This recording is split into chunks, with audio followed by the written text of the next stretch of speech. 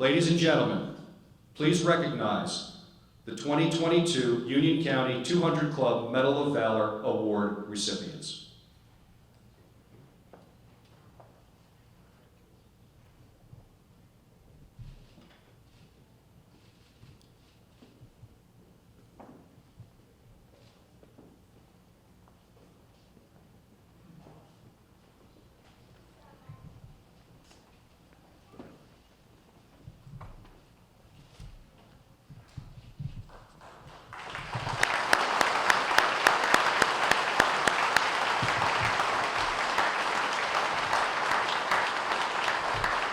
Ladies and gentlemen, for acts of bravery, heroism, and valor above and beyond the call of duty, I present to you the 200 Club of Union County Medal of Valor Award recipients.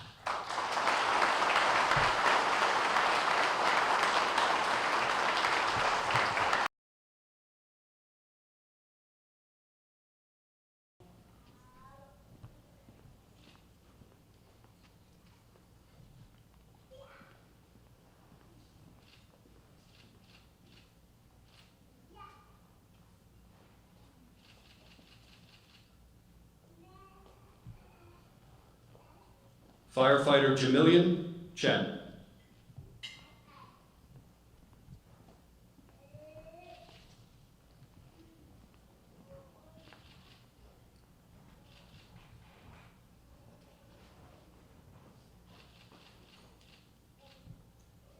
Firefighter Julian Palangos Jr.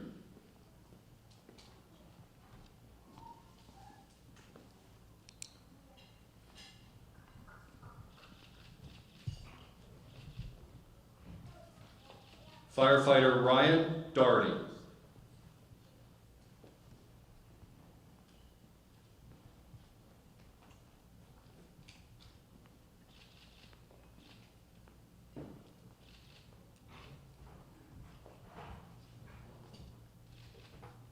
Firefighter Matthew Blaskowitz.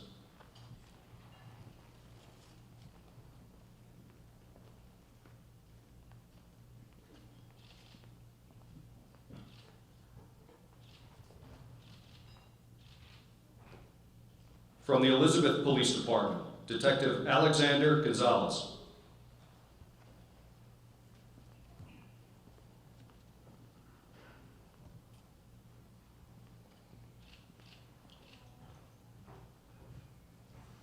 Detective Louis A. Figueredo.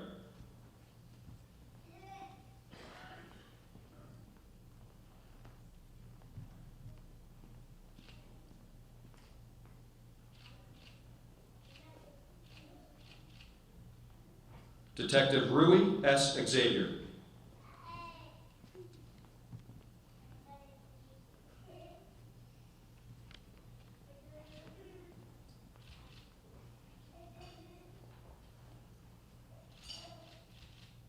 Detective Michael M. Nicholas.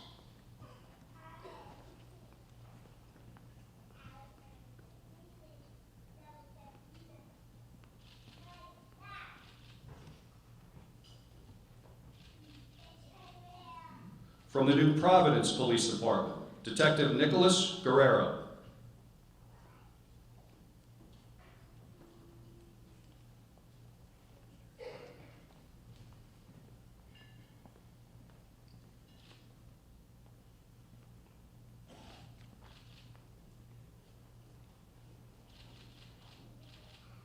Officer Michael Carlino.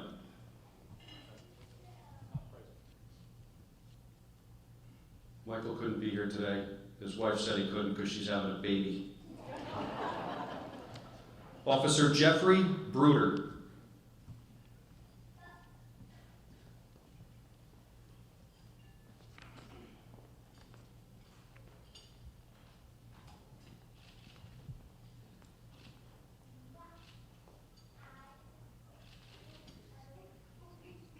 From the New Jersey State Police, Trooper 2 Patrick Cassidy.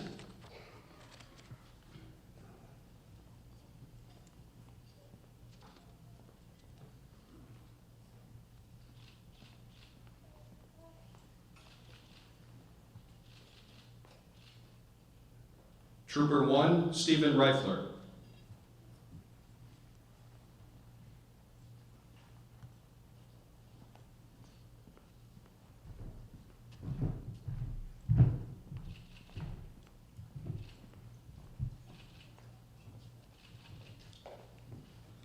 From the Plainfield Police Department, Officer Danielle Carvalho.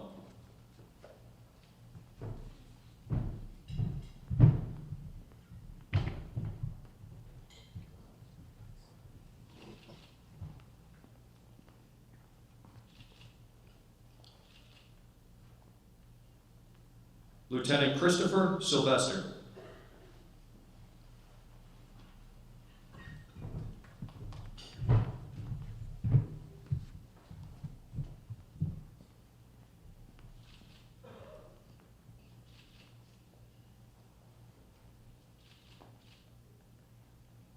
Sergeant Troy Alston.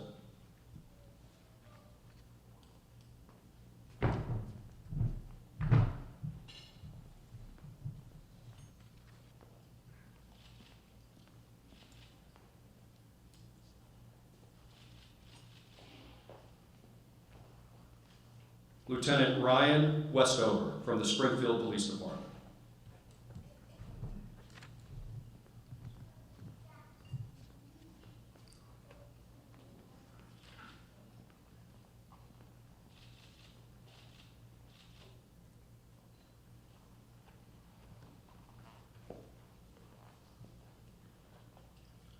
Ladies and gentlemen, once again, for acts of bravery, heroism, and valor above and beyond the call of duty, this year's 200 Club of Union County Valor Award recipients.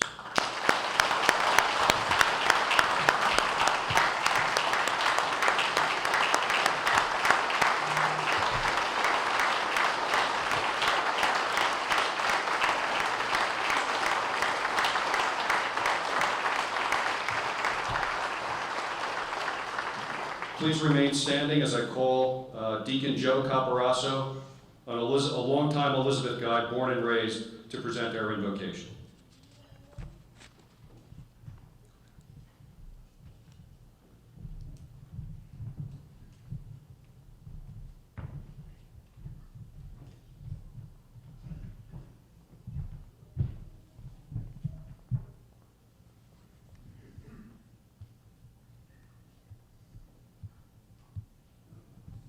Let us pray. Almighty God, we ask you to bless all who have gathered here this afternoon to honor those who will receive their Valor Awards. The 200 Club's motto, "Because we care," signifies its purpose as it recognizes the achievements of our uniformed police officers, firefighters, and law enforcement officers. Our recipients today have shown courage above and beyond the call of duty, and we recognize them for their heroism and their outstanding work. And we ask God to continue to bless and protect them in all their endeavors. We ask you to bless all police officers, firefighters, and law enforcement officers, and to bring them home safely to their families at the end of their tour of duty. We congratulate our scholarship winners and wish them success and best wishes in all their endeavors. Bless the food and drink which we are about to receive from your bountiful hands, and bless those who have prepared it and those who will serve it. And we ask this through Christ our Lord. Amen.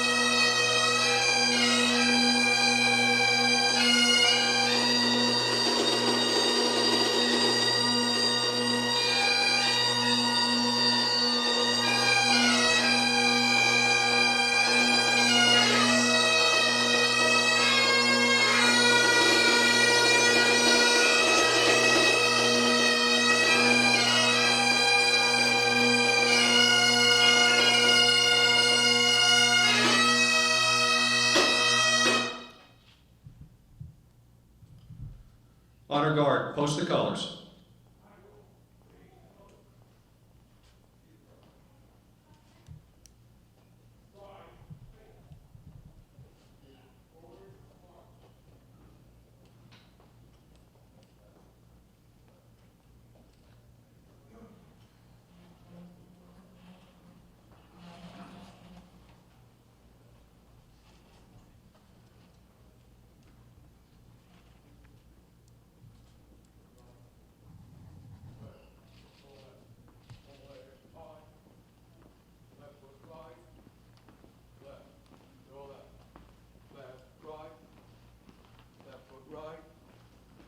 Mark time. March. Ethan. Halt. Left. Face. Please join me as we all recite the Pledge of Allegiance to the greatest nation in this entire world. Present. I pledge allegiance to the flag of the United States of America and to the republic for which it stands, one nation, under God, indivisible, with liberty and justice for all. I ask now for a moment of silence to remember all of our uniformed protectors, police officers, firefighters, and military personnel, both present and past, active and fallen, here and abroad, for it is their sacrifices that enable us all to sleep more soundly at night.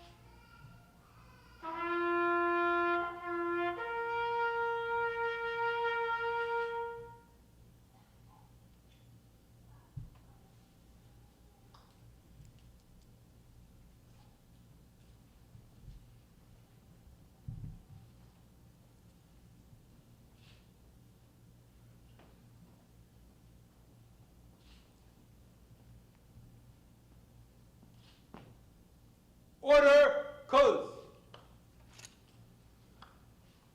Lower colors. Right. Face. Forward. March. Left. Left. Left. Right. Left. Left.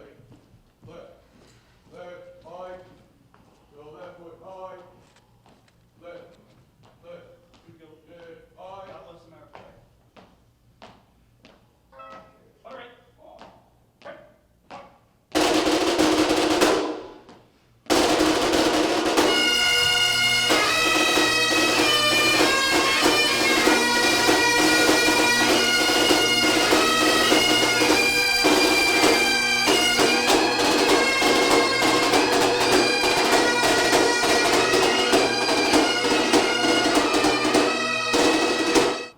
All right, everybody can be seated now. Be careful.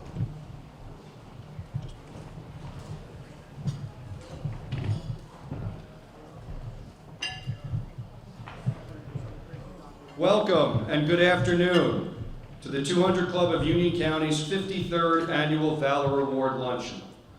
We had a 2-year hiatus of in-person events, so it's wonderful to be in a packed room honoring all of our award recipients. My job is to keep everybody focused here on our Valor recipients.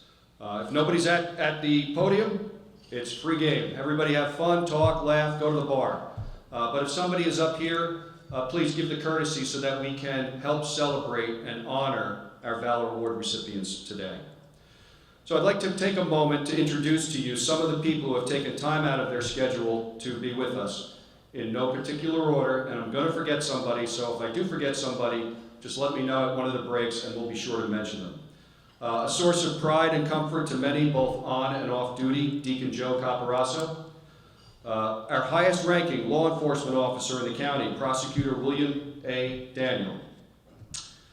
We have with us from the John H. Stamler Police Academy, Director and Chief Eric Mason, who has been an absolutely huge supporter of this organization for a long time.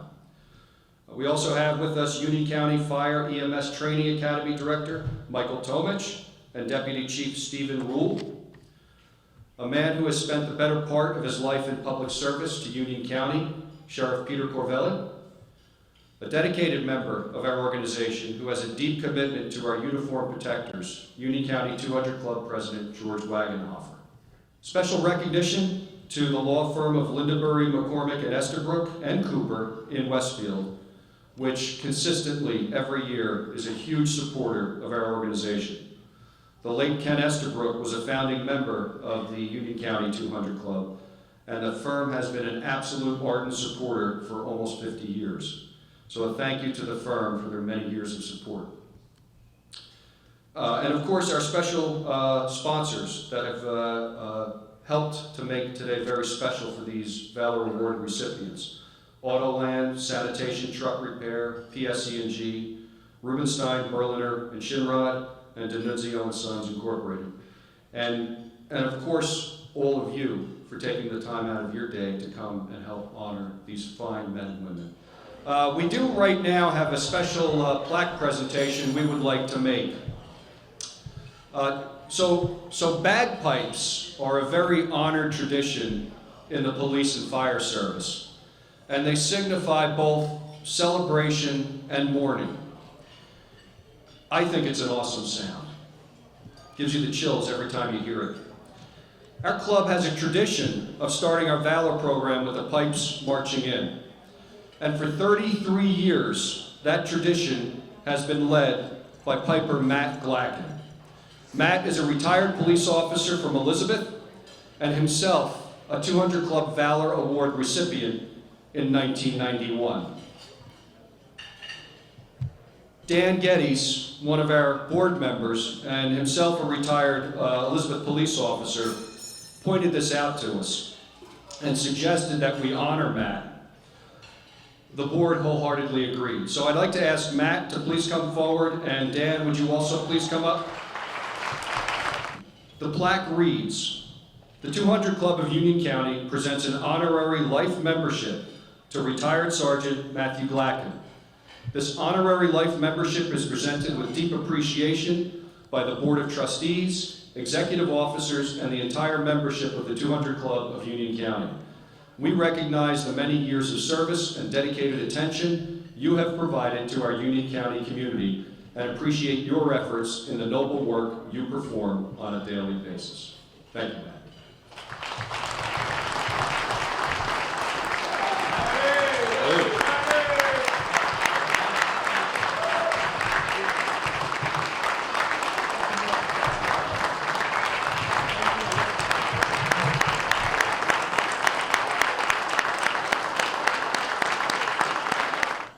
I'd like to thank our entire scholarship committee and would ask that Frank Diasoldi, our scholarship chair, to please come up and present our scholarship recipients as I call them up. Over the years, the generosity of the 200 Club has evolved. We currently select 4 high school seniors per year, the sons and daughters of active police officers and firefighters in Union County, to receive a $5,000 scholarship each. That's $20,000 for each graduating class each year that this club provides. Our scholarship committee convenes each spring, reviews the many deserving applications, and interviews potential recipients. A very difficult decision, the 4 are selected based upon need, academics, and character. These are our recipients this year. Linnea Badaloro will be attending James Madison University for sports medicine. Linnea's father is a police chief of Westfield. Linnea?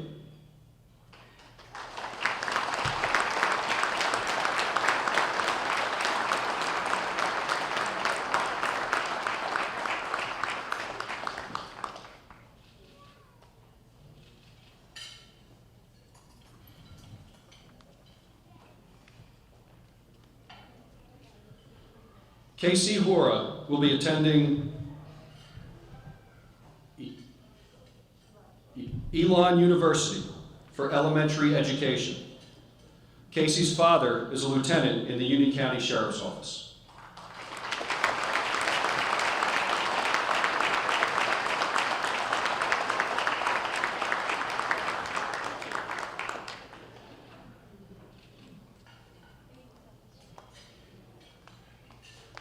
Jake Ponte will be attending the College of William and Mary, majoring in government.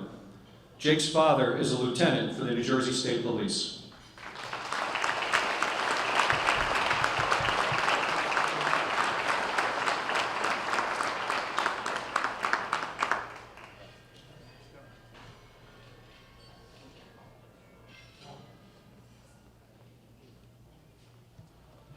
Gianna Sandel will be attending Connecticut College for Architecture with a minor in environmental studies. Gianna's father is a sergeant in the Kenilworth Police Department.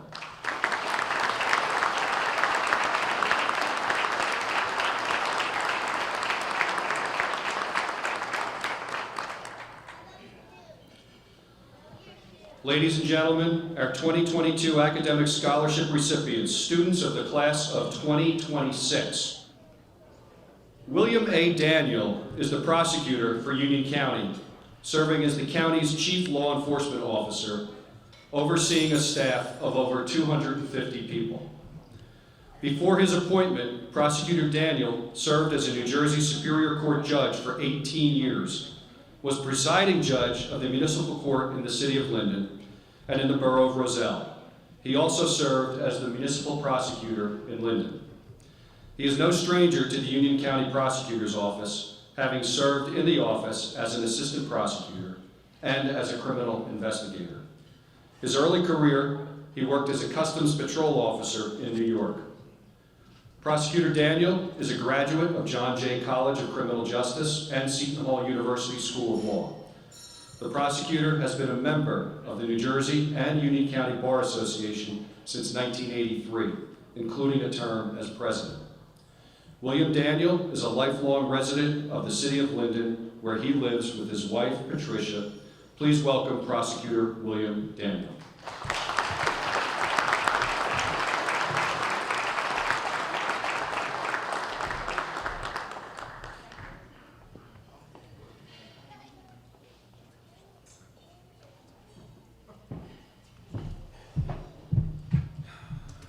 Okay.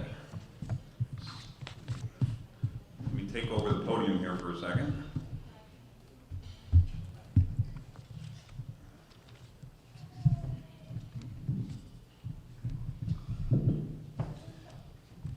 President, Master of Ceremonies, officers, trustees, and members of the Union County 200 Club, Monsignor Joe, honored guests, award recipients, family members, especially family members. Let's give the family members a round of applause.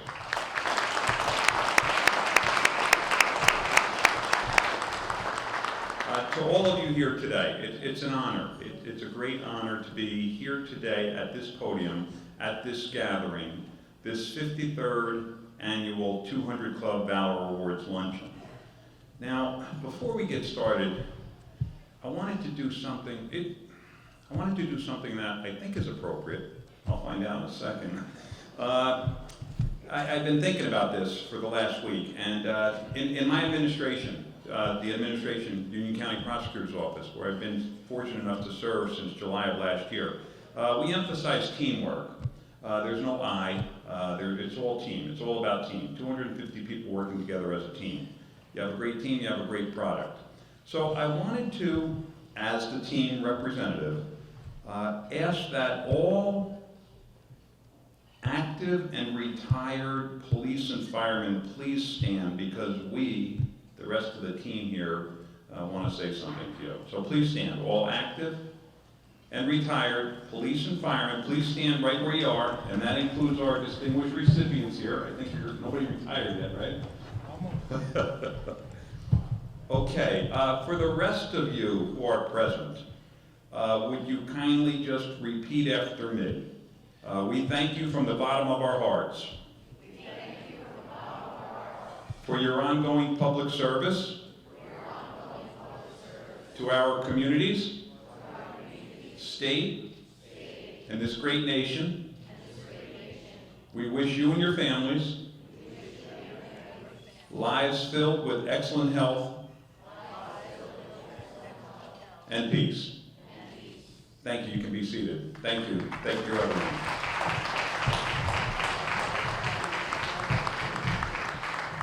Now, a former president of this great nation once said, next to creating a life, the finest thing a person can do is attempt to save one.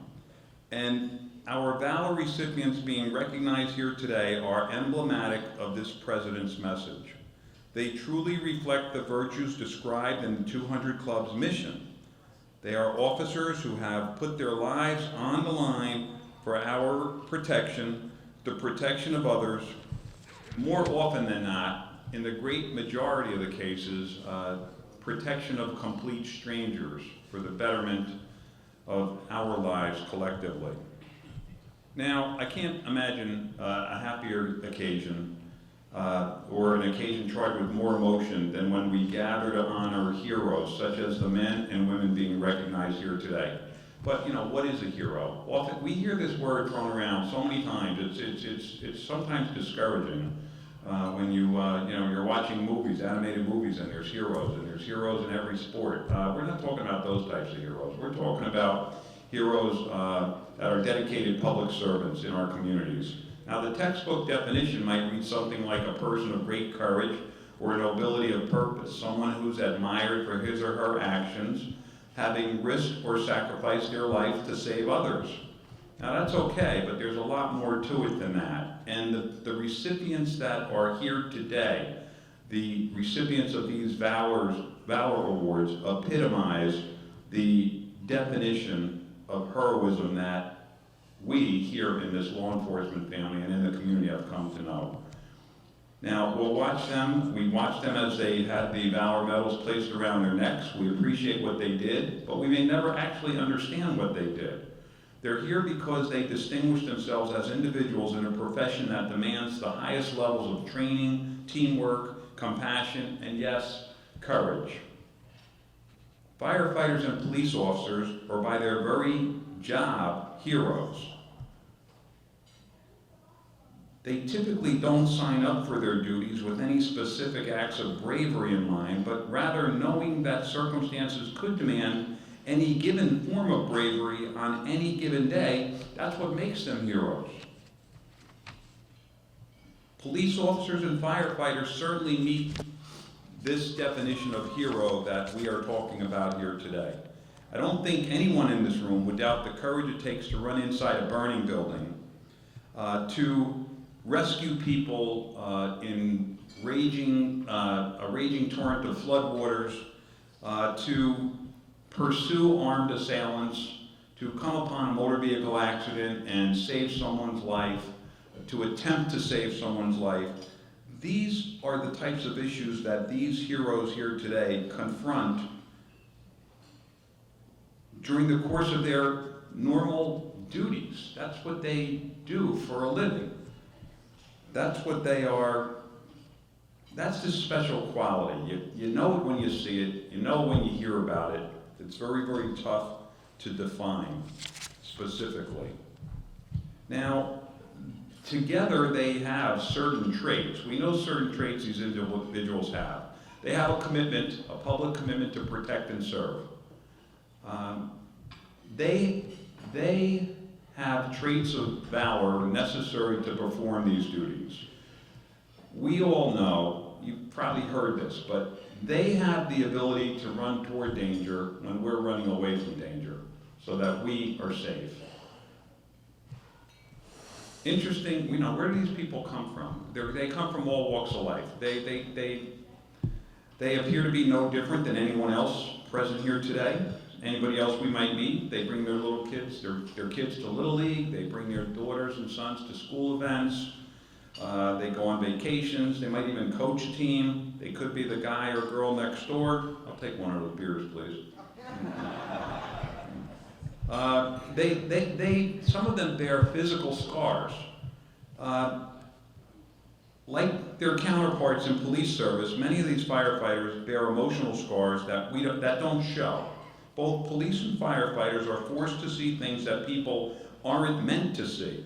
Whether it's, deceased children huddled in a closet trying to escape from a fire, whether it's stumbling upon or being called to the scene of a tragic accident where the body is spread around an area the size of this room. Things that we are not supposed to see and they deal with on a daily basis. And these are the hidden things that affect these officers to a certain extent. And thank God in today's society, we are no longer taking the approach, just suck it up. I'm getting up there in age, and when I was a young guy and I was in law enforcement, there were things that happened, and supervisors would say, come on, kid, you're still in college or in law school, just suck it up, you can take it, things will get better. I believe the approach nowadays, and thank God for this, as opposed to sucking it up, we're into opening up. All right, that's the message that we need to deliver. Just open up, just talk. Talk is the great conversation piece that gets things moving. Thank God in our system, whether it's in the police system today or the firefighter system, resiliency is at the forefront of topics that are being discussed and trained. And I encourage each and every one of you, in the event you feel as though you need someone to talk to, open up, and it's done in confidence. If you ever, I'm trying to just get this message out there that we in administration are here for you, the line officers. And if you ever want to discuss that further, have an open door policy, and I'd be more than happy to serve as an audience for you or your representatives. Now, just a couple other things here. Our honorees today have this common bond of heroism, with those police and firefighters similarly situated across this country. Like these devoted officers nationwide, they are simply stated pathfinders, lighting the way by their example for those who follow. Indeed, there's no greater calling than to rescue those in danger. A Pulitzer Prize-winning photographer more than 40 years ago showed a city firefighter stepping onto a ladder, exiting a burning building while giving artificial respiration to an infant that he was carrying down the ladder. Now, how incredibly brave is it to face someone with a gun, disarm him, and protect the lives of those around the perpetrator? Are there any accomplishments that can equal the satisfaction of protecting or saving another human being? The answer is clearly no. It's readily apparent. There's no greater calling in life than the line of work that these men and women are engaged in here as a career, fortunately for us. Now, it's to the great credit of the 200 Club that it makes sure that this heroism is recognized. It's also reassuring to know that the 200 Club stands by to help families of police officers and firefighters in the line of duty. It's their motto is because we care, and that's what we do, we care. In a little while, I apologize.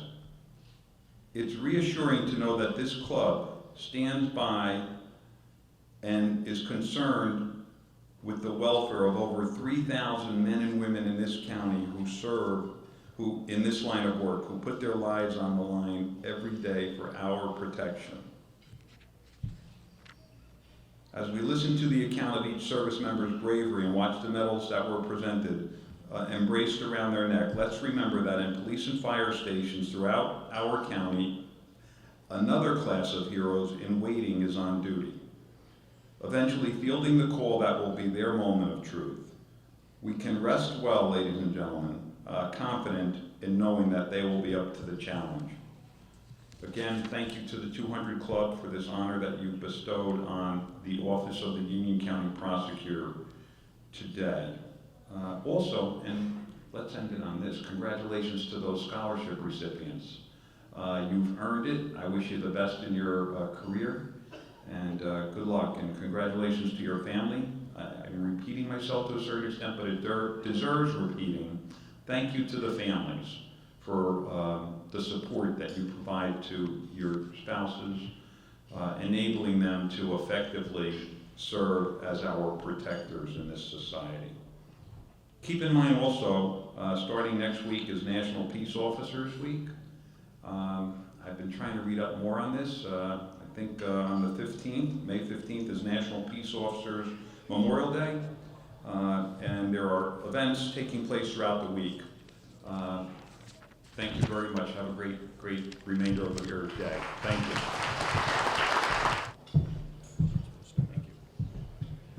On behalf of the 200 Club, and we appreciate you coming here today to speak to the heroes that you spoke about, and we appreciate your recognition to the 200 Club. It's a very simple motto, because we care, but we do care, and we appreciate what you do. Thank you so much. Thank you.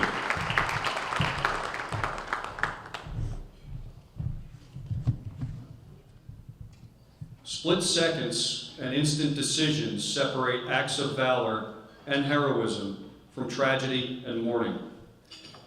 It is with honor that this organization's mission realizes both potentials of bravery and provides for families in both instances. Today, we recognize these fine men and women and their heroic actions. In addition to the Valor Award Medal already bestowed, and which is given to very few individuals, each of these folks is presented with a plaque, honor bars for their uniform, which have been sanctioned statewide as a part of every department, a challenge coin as a memento for a family member of their choosing, or they can keep it, and a check. They don't get to keep that. All is our small way of saying thank you, and we recognize your actions and dedication. I will call each group of Valor recipients up along with their invited guests, and we will also ask their commanding officer to give us a brief overview of the incident which has enabled these fine men and women to be present today. From the Elizabeth Fire Department, firefighter Kyle Hasko, joined by his wife Kelly and his daughter Harper.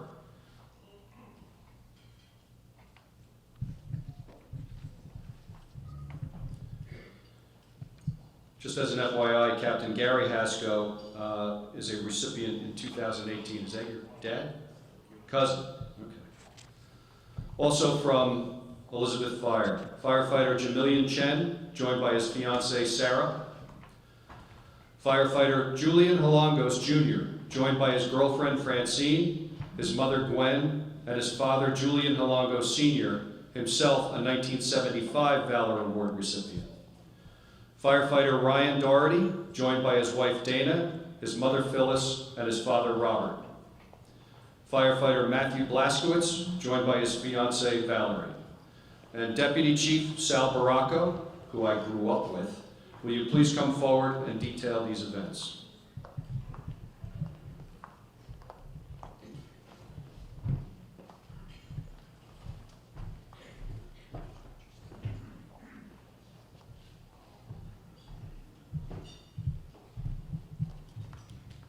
Good afternoon. I want to begin by congratulating everyone sitting up here today, as well as their families. I could speak for, I believe, the majority. We're all very proud. And I apologize, the print is small. I will do my best. On September 1st, 2021, at approximately 7 p.m., the Elizabeth Fire Department began responding to multiple water-related emergencies caused by Hurricane Ida.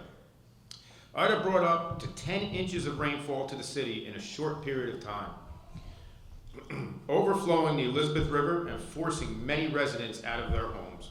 First responders in Elizabeth and throughout the county were inundated with the onslaught of life-threatening emergencies over a short period of time.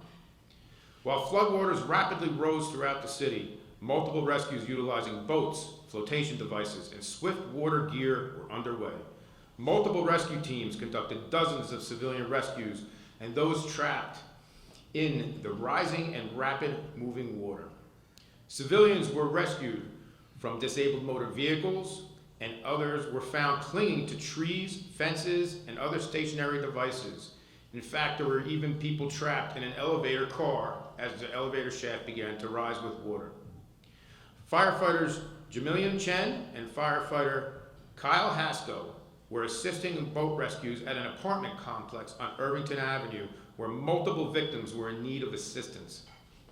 They proceeded to rescue several victims from the rapidly rising floodwaters, including a wheelchair-bound man who was stuck atop a dumpster on a concrete embankment.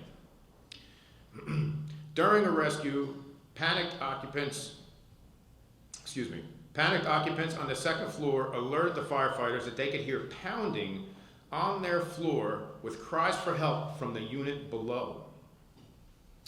Without hesitation, tools were quickly gathered and the rescue boat was secured to a lamp post, and the firefighters entered the building through a second floor window. The water level in the first floor apartment was only about 6 inches from the interior ceiling, and time was of the essence.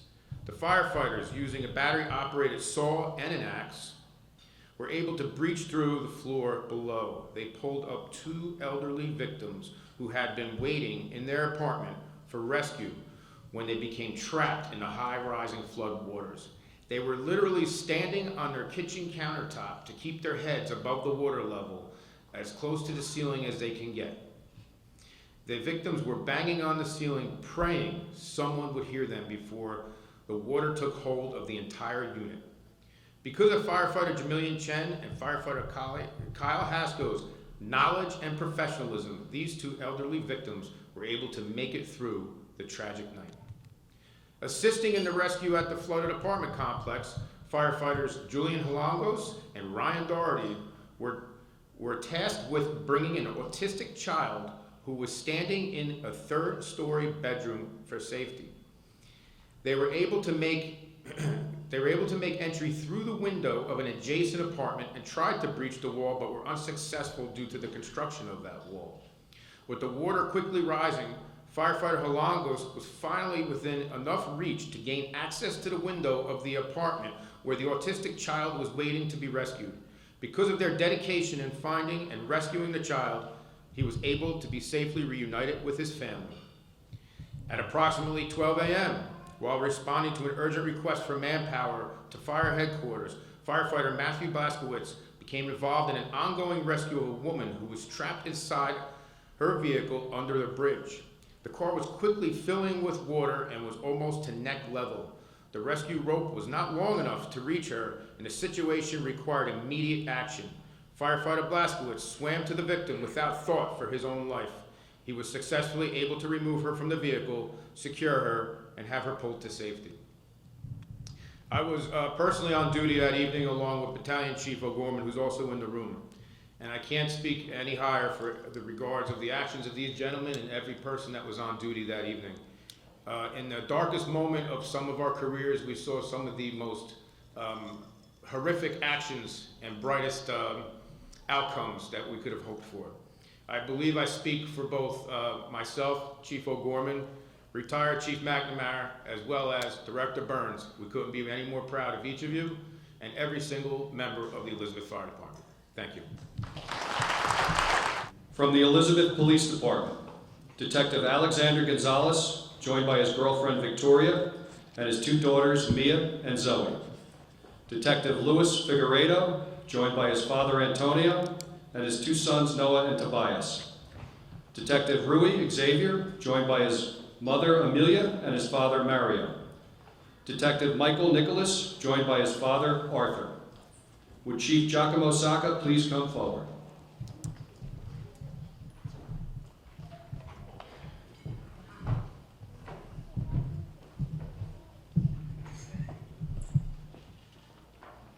Good afternoon. I became chief in 2020, and this is the 3rd 200 Club award that I've had the honor of presenting at. I feel like Elizabeth is getting a bad rap. So I want to clarify that our city is full of hardworking people. Many times I come to the 200 Club and people find out where we work, and they say, you know, my grandfather had a house on Erie Street, or we had a shop there. Hardworking people living the American dream. That's what we're about. However, when you have 6 square miles and 130,000 people, seaport, the airport, the mall, people try to take advantage of people. And we have certain criminal elements that move in. And for them, we have officers like these here. In the area of 3rd Street, sometime around March, we started an investigation of 2021 because they had set up a shop where they were dealing drugs in a particular area, and they were pulling every trick in the book, using lookouts. It was so big that we had to join our federal partners and our county prosecutor's office. These detectives work in our narcotics unit, but they do so much more than just narcotics.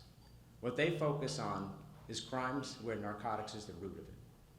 So on March 31st, they set out in patrol in an unmarked vehicle. They were driving a Lexus that only the bad guys know is a police car. If it was next to you in traffic, you wouldn't know it. But if you're a criminal and you know what you're looking for, you'd recognize this car. As they drove down Inslee Place, their attention was brought to 2 males who were walking down the street. They profiled these males because of their behavior, because of what they're trained to observe. They observed them touching their waistband area. They observed them putting their hands in their pockets. You see, when people are armed, those are the characteristics of an armed gunman. Criminals don't use holsters, so they're constantly shifting their body weight. These detectives observed that, so they circled the block. When they came around the block, they stopped about 50 to 60 feet behind them and exited their vehicle. Detective Nicholas was the driver of the vehicle. Detective Gonzalez was the passenger. Figueredo and Xavier were the rear passengers. The 3 passengers started to exit the vehicle, and the 2 males identified them. Before they can get the words out, "Stop police," one of the males turned and fired in their direction. The second male also turned and fired in their direction. However, his gun jammed, and he began to start to clear it, so he started to run. I was able to watch this on video because our subsequent investigation, we pulled home videos from Ring cameras, and we were able to see what happened at their homes. So you could see it unfolding. And I watched Detective Gonzalez dive behind the wheel well. He didn't have time to react. Actually, that was his reaction. He didn't fire back. Because as a police officer, you have to be aware of your target, your backstop, and beyond. I knew he'd be firing into people that were standing on the corner and into homes. The rear seat passengers, they had no place to go either. They dove back into the vehicle as shots were coming in. However, as the 2 suspects began to flee, the 3 detectives chased them on foot. Now, Nicholas could have pulled away. He could have thrown the car in reverse and cleared out of there. He was basically a sitting duck in that driver's seat. But if he did, he would have eliminated the cover for his fellow officers. So he stood fast, sat in the car, did the best he could to not get shot. They chased him on foot, and they were apprehended a block later. Right before they apprehended him, one of the suspects threw the handgun. Both handguns were recovered. They were subsequently charged with all their crimes. I want to take this opportunity to thank them for their courageous service. Thank the 200 Club for your support. Being a police officer is difficult. Being the family members of police officers is even more difficult. But when we have groups like this that care, no matter what the working environment, we'll continue to do our job and continue to allow our citizens to live the American dream. Thank you very much. From the New Providence Police Department, Detective Nicholas Guerrero, joined by his girlfriend Alyssa, Officer Jeffrey Bruder, joined by his girlfriend Kimberly, and would Chief Teresa Gazaway please come forward.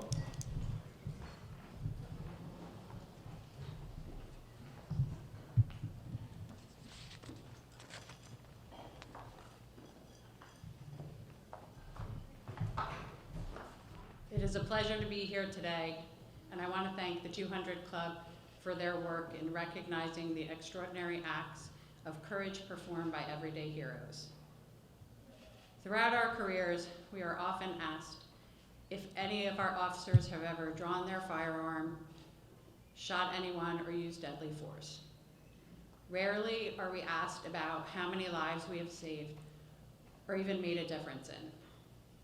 It is my distinct honor and privilege to be here today to recognize Officer Jeffrey Bruder, Detective Nicholas Guerrero, and Detective Michael Carlino for exactly that, saving lives and making a difference. On the evening of September 1st, 2021, Hurricane Ida swept through our area, and like most towns, New Providence was quickly overwhelmed by the historical rainfall. Within hours, the center of our town was severely flooded with waist-deep waters and swift currents. At approximately 9:15 p.m., patrol units were dispatched to a business on South Street on the report of a vehicle being swept off the roadway with several occupants. Officer Jeffrey Bruder was the first to arrive on scene. On top of the vehicle was a small child and his father. It was quickly determined that none of the occupants could swim. Also located within the vehicle was a teenage boy and his elderly grandmother. By now, the swift current was surrounding the vehicle and pushing up onto the vehicle to the point where it may overturn and end up spilling into the river. Officer Bruder first took the small child into his arms and attempted to bring him to safety. At this point, Detectives Carlino and Guerrero arrived on scene. As Officer Bruder was making his way through the water, the current became so strong that it knocked Officer Bruder and the small child underwater. Officer Bruder was quickly able to recover with the help of the other officers and get the child to safety. While Officer Bruder was tending to the child, the boy's father was knocked over by the current and being swept away. Detective Guerrero was able to quickly grab him and with the assistance of Detective Carlino, brought him to safety with his son. The strong current that was ripping through was now causing the car to begin shifting, and Detective Guerrero sat on the hood of the car with his legs against a small tree to keep his weight against the vehicle so it wouldn't flip over. Detective Carlino assisted him by pushing the frame of the vehicle to keep it stable. At this point, it was too dangerous to bring the other occupants out of the vehicle, and the officers kept the vehicle in place while waiting for our 5-ton water rescue vehicle to arrive. When the water rescue vehicle arrived, Detectives Carlino and Guerrero lifted the occupants safely into the water rescue vehicle. Detective Guerrero, Detective Carlino, and Patrolman Bruder's quick, decisive actions were directly responsible for saving many lives that evening. Their commitment and dedication embody the core values of law enforcement. They risk their own safety to ensure the safety of others. Their actions have brought great pride and distinction to the New Providence Police Department, and I am incredibly proud to work alongside of them. Congratulations to them and all of this year's honorees and their families. Thank you. From the New Jersey State Police, Trooper 2 Patrick Cassidy, joined by his wife Jacqueline, and New Jersey State Police Sergeant Nicholas Cucciara, please come forward to detail the events.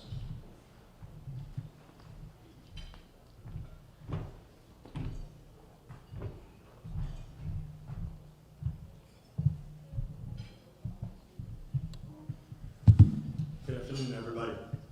I'd just like to thank the 200 Club Award for having us here today. It's really nice. It's my first time at an event like this, a 200 Club Award, and I'm really proud because it gives me the opportunity to see Pat's family and really say thank you to them for everything that he does every day. A little bit about Pat. I'm going to make this real quick. He's from Elizabeth, New Jersey, went to St. Jen's Elementary School, went to Elizabeth High School, went on to the Marine Corps. From there, Pat went into the Scout Sniper program, did multiple tours overseas serving our country. From there, he joined the New Jersey State Police. once he got into the state police, he decided he wanted to come onto the SWAT team, right? So he tried out for the SWAT team, gets to the SWAT team, and works with us every day. Every day, I see Pat as the #1 man going through a door. And I don't get to thank his family for that. I don't get to see them. So it's really nice to have them here and say thank you to everything that Pat does for us and his wife. So it was no surprise to me. One day I'm coaching football practice. I get a call from Pat. He says, "Sir, just wanted to report I had an off-duty incident." I said, "What was it, Pat?" I was driving down the street in Elizabeth. I see a plume of smoke coming out of the back of a building. I immediately stop my car. I run around the building, and I start yelling for anybody inside. Unable to locate anybody inside. He goes to the door, kicks down the door, runs in, unable to find anybody. Again, now Pat comes outside, and some neighbors notify him that there is an elderly female that lives inside the house. Again, Pat goes back inside the house, goes as far as he can until the heat and the smoke were just too much, and Pat had to back out. Unfortunately, the woman passed away, but you know, I'm sure her family would like to know that that day somebody was there fighting as hard as they could to save her life. And we'd just like to thank Pat. He's a great example of a great trooper. Thank you, Pat. From the New Jersey State Police, Trooper 1 Stephen Reifler, joined by his wife Kristen and daughter Gianna. And would New Jersey State Police Lieutenant Christopher Mitchell please come forward? On September 16, 2021, Trooper Stephen Reifler was off duty at his residence. While outside in the backyard with his children, he began smelling burning. Trooper Reifler walked out in his front yard, and at that moment he observed 3 men installing a new roof on his elderly neighbor's home. It was at that moment that Trooper Reifler observed thick black smoke billowing out of several dormer vents on his neighbor's home. Trooper Reifler recognized a serious life-threatening emergency, and he quickly notified authorities, and without hesitation, he ran to the neighbor's home. Trooper Reifler opened the door, and black smoke came out of the house. Trooper Reifler entered the house and began to yell for his neighbor as the smoke continued to fill the house. It was then that his neighbor called his name and said she was in the back room. Trooper Reifler located her. He grabbed her arm and walked her out of the home. As he exited the front door with his elderly neighbor, he grabbed a chair from her porch and walked her down the driveway to the street and had her sit. Trooper Reifler now focused on 3 workers on top of the roof. He made several attempts to yell and get the attention of the workers, but with several loud compressors and generators, that didn't work. It was at that moment he turned off all machines and gained their attention. He showed them the smoke was coming from the side vents. Trooper Reifler helped the workers off the roof and got them away from the house. If it wasn't for the meritorious actions of Trooper 1 Stephen Reifler, this incident could have been tragic. The display of this member is above and beyond the actions which could have been performed by most.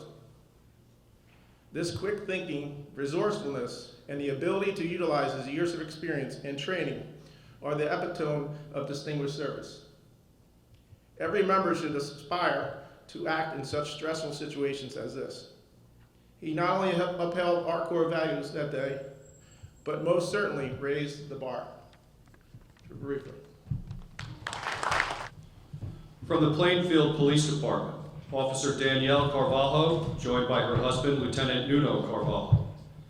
Lieutenant Christopher Sylvester, joined by his wife Jill, his daughter Michaela, and his son Maxon. Sergeant Troy Alston, joined by his wife Donisha Alston. And would Captain Christopher Fortuca please come forward and detail the events? First, I'd like to thank the 200 Club of Union County for the recognition and continued support of our hardworking law enforcement officers and their families. I'd like to congratulate all of this year's recipients of this prestigious award. I'm both grateful and honored to be given this opportunity to present these 3 awards to our officers today. On March 28, 2021, at approximately 12:36 in the afternoon, Plainfield police officers were alerted of a male in possession of a large machete on the property of the Calvary Baptist Church. The caller advised that they were inside of the church, they were in fear for their safety, and the male was acting erratically. Given the fact that this day was Palm Sunday, there was potentially a large number of parishioners inside of the church. Police officer Danielle Carvalho quickly raced to the area to prevent incident between the armed male and individuals in or potentially around the church. Moments later, police officer Carvalho was the first officer to arrive on scene. As she parked and exited her vehicle in front of the building, she immediately observed this male at the door of the church with a very large bladed object in his hand.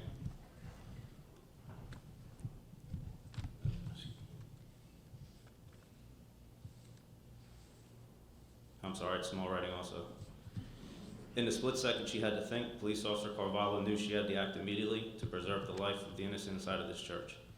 Without a shred of hesitation, Officer Carvalho drew her service weapon. She began to swiftly and tactfully approach the male and gave clear and concise commands for him to immediately drop his weapon to no avail. Mere seconds later, the armed assailant began to scream. He raised a large machete over his head and started to charge at Police Officer Carvalho, who was only approximately 20 feet away. At this time, Police Officer Carvalho fired 1 shot, striking this assailant in his right shoulder.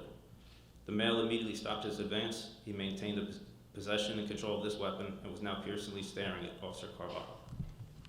Seconds later, the male fled around the side of the building as Officer Carvalho kept him in her sight and radioed this information to her fellow officers, who were also now arriving. A short time later, this male was taken into custody after a brief standoff with arriving officers without further incident or injury. It was later learned that the assailant was a paranoid schizophrenic who had stopped taking his medication. The male had a history of prior violent episodes and had been in and out of the mental health facilities in the past. The male told officers on scene that he was at the church for the children and that he was going to protect them from the demons within it. The assailant was arrested, medically treated, and eventually conveyed to a mental health facility for further necessary treatment. Officer Carvalho was quickly cleared by the Union County Prosecutor's Office, and she was commended by their shooting response team. Months later, I had the opportunity to personally review Officer Carvalho's body-worn camera footage.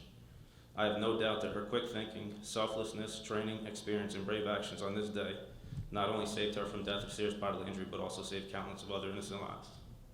Officer Carvalho.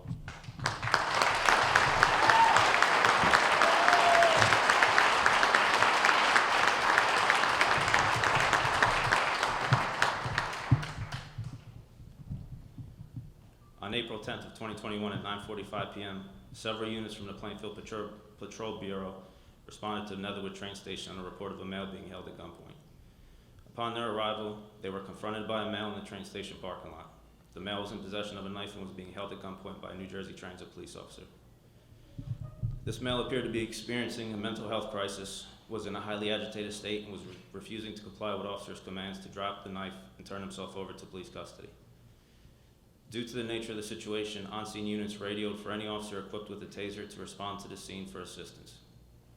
Lieutenant Christopher Sylvester and his partner Sergeant Troy Austin, who was equipped with a taser, responded to the scene. Upon their arrival, they observed that the male was now standing on the edge of the raised platform of the train station with the train tracks directly behind him. They also observed that the on-scene officers were holding the male at gunpoint and were giving orders for him to drop the knife to no avail. As Lieutenant Sylvester and Sergeant Austin approached the scene, they were advised that the male was refusing to comply with officers. The male was begging them to shoot him, and it appeared that he was attempting to commit suicide by cop. The male, who still had the knife in his right hand, began pacing back and forth while yelling at the officers to shoot him. Due to his position on the platform, there was nowhere for the male to retreat to, as the on-scene officers had created a semicircle type line in front of him. However, the officers were left with very little room to retreat if necessary, and the male's position on the elevated surface was not optimal for a taser deployment. Sergeant Austin approached the center of the scene and began attempting to calm the male, de-escalate the situation, and get him to put the knife down. However, the male made it clear that he had no intentions of doing so and that he wanted to be shot. It was at this time that Sergeant Austin unholstered his taser, which caused the male to become enraged. The male began yelling at Sergeant Austin to put the taser away because he wanted to be shot. When Sergeant Alston refused to reholster, the male raised a knife and began advancing on officers while telling the officers to shoot. The male was now highly agitated, and the situation was escalating by the second. The officers were attempting to back up, however, there was little room to do so, and they were beginning to run out of options. Even with the officer's service weapons trained on him, the male continued to advance in an apparent attempt to force officers to shoot him. As the male was advancing on officers with the knife raised, he had created a gap between the edge of the train platform and himself. Lieutenant Sylvester observed this opportunity to move around behind the male's right side, while he remained focused on Sergeant Alston, who was drawing him further away from the edge. While disregarding his own safety and putting himself into the line of fire, Lieutenant Sylvester quickly moved in from behind the male, at which time he disarmed and subdued him to the ground. The male was secured, no injuries, and minimal force was used. The male was ultimately transferred to a mental health facility for treatment. In a time when dealing with individuals experiencing mental health crisis has become increasingly difficult, and the overwhelming nationwide use of force scrutiny, the actions taken and tactics used by Lieutenant Sylvester and Sergeant Alston no doubt prevented a deadly force situation, ultimately saving this individual's life. From the Springfield Police Department, Lieutenant Ryan Westover, joined by his fiancée Jacqueline, his son Jack, his mother Diane, his father Richard, who's a retired Edison police sergeant, and his grandmother Lois, a former Middlesex County 200 Club member. And would Chief John Cook please come forward? Well, I'll start by, I would first like to thank the Union County 200 Club and all of its members for their constant support of those who have answered the calling to become law enforcement or firefighters, as well as their families.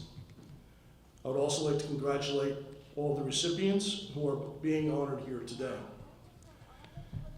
These women and men, yes, I said women first because I have 3 daughters and women come first.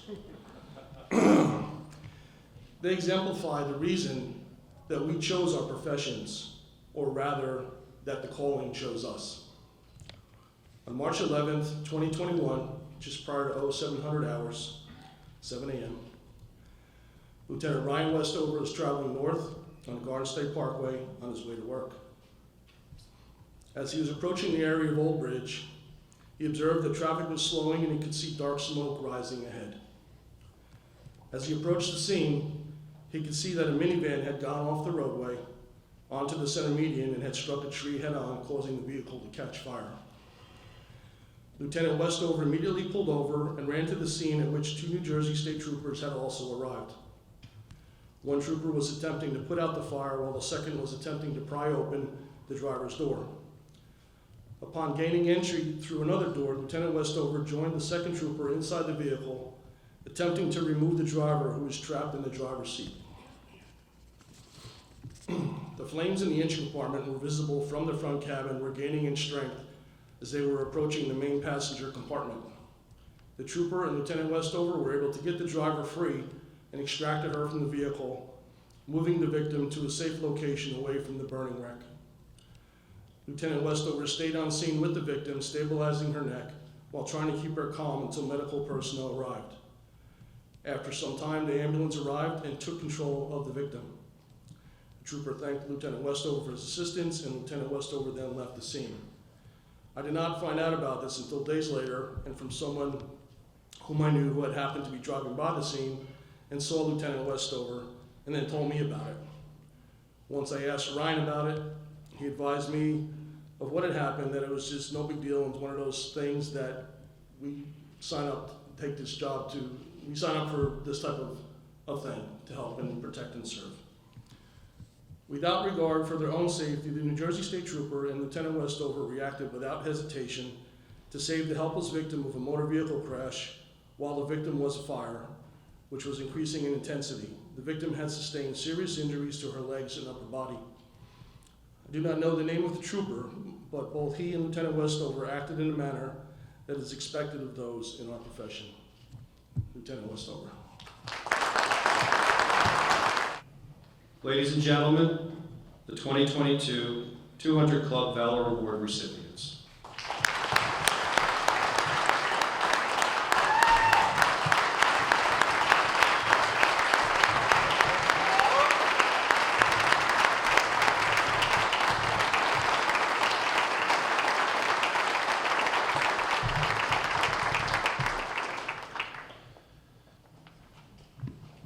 you talk to these men and women, and they all have the same response.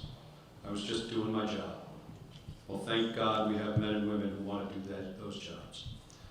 So on behalf of the 200 Club, I'd like to thank you all for taking the time out of your busy schedules to attend. If you are a member, thank you. If you are not a member, please take a brochure from the front table or follow us on social media. Now, they had to write this down for me because I have gray hair. So for those of you with gray hair, take notes. Follow us on social media, Facebook, Instagram, LinkedIn, and it's at UC, the number 200 Club. So it's at UC 200 Club. Or you can log on to our website and sign up for newsletter information. In either case, tell somebody what you did today. Tell somebody what you saw today. And tell somebody what these fine men and women did last year to help our Union County community. It might inspire somebody to come and become a member to help us support our police officers and firefighters. But in any case, when you tell folks what you did, it's going to make you feel good because you came out and you supported them. And that's magic. That's great stuff, and we need to do more of it, especially in today's world. So, Deacon Joe, you're on again. They can't leave till you're done.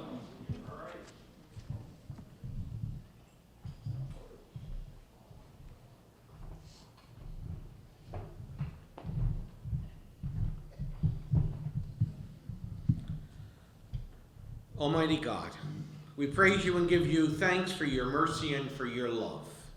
We have felt your love surrounded us today, and we honor our Valor Award winners and their families and congratulate them for their devotion and dedication in helping and protecting our citizens. We are grateful to the 200 Club of Union County for arranging this ceremony and congratulate its officers and its members. O Lord, bless all police, firefighters, and law enforcement officers in their daily work, and bless each one of us as we go forth to our families and our work. And as always, we ask this through Christ our Lord. Amen. Thank you.